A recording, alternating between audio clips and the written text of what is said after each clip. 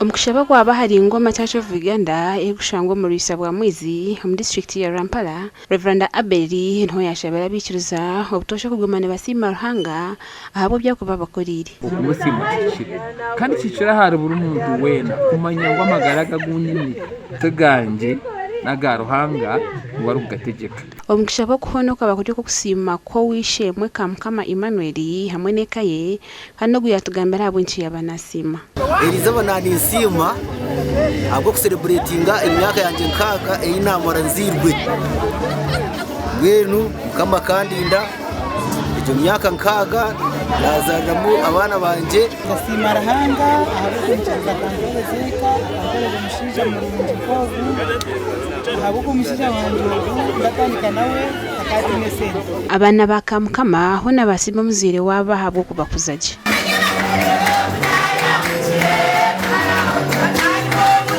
mzee atukorera ibintu bingi nk'abana atushumise twena abani kuma bayine